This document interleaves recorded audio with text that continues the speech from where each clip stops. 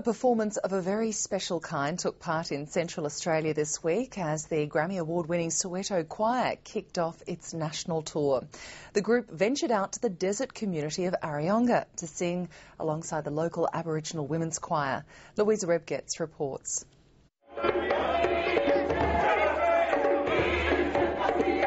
I'd say it was a bit spiritual for me. I admire God's creation a lot. The venue we performed at today, it was something that we've never done before, and the echoing sounds of the venue were very nice. It was very nice, and we really enjoyed ourselves. The spectacular caves of Areyonga are a long way from the famous stages the Soweto Choir has become accustomed to. Made up of African gospel singers, the group is renowned around the world.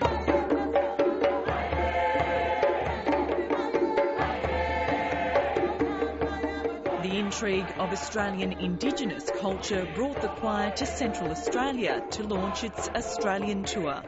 We just want to see how they live. We just want to hear, because I believe they speak a different language from everybody, and we just want to hear. We just want to see and hear their stories, because we've never heard of their stories. So it's a very important day for us, and we're just happy to be here and very honoured to be part of this. Areyonga lies in the heart of the desert, about 200 kilometres from Alice Springs. The journey there takes in some of the most stunning landscape in Central Australia.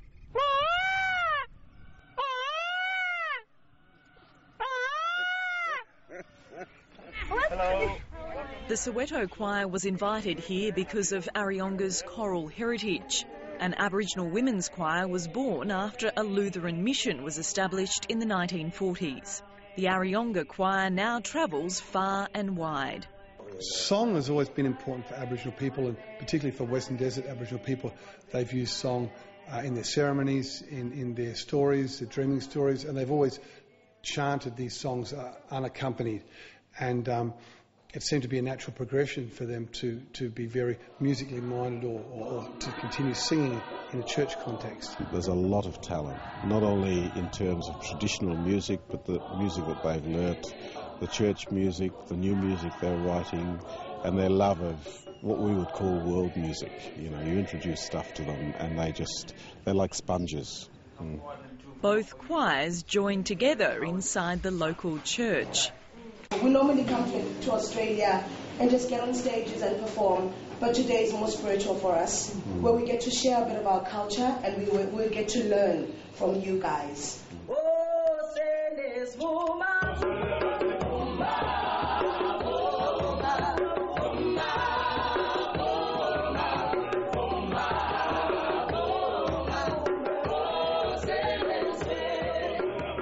The Soweto Choir workshopped with the local women. So now you must be proud when you sing the song. You must do the step, as Lucy said, and just enjoy yourself, because that's part of our culture. Singing in the choir can bring the young people to the Lord and to, get the family together and make it strong. And so they can have respect for us and we respect them. These guys were good. We did a song, actually 2 songs with them.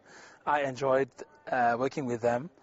I think they've got the best soprano ever, because they can reach on the high notes. It's just that they're a bit shy, but we took out that out of them actually. It certainly wasn't one-way learning. Painted up with ochre, the young and old were keen to show the visitors their traditional ways. The Aboriginal children were in turn mesmerised by the skills of the Africans. It's an amazing experience for the kids, especially given that most of our kids haven't been seen beyond Alice Springs. They're seeing a people that are very proud of their culture, that are very proud, and it gives our kids a message that they should be proud of their culture and that other people will value it and be interested in it. They're very spiritual people, and they are so much into culture. And we did a lot of things with them today. I ate the honey ant. If we learn each other's musical languages, we find that actually, they're bilingual. you know, their tonality is bilingual. They can mix and meld. And there is a strength, there is an openness to the way they sing.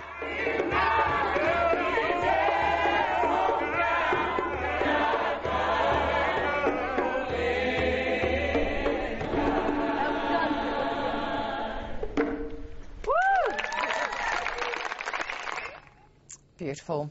And that's all we have time for this week. Have a great weekend and see you next week.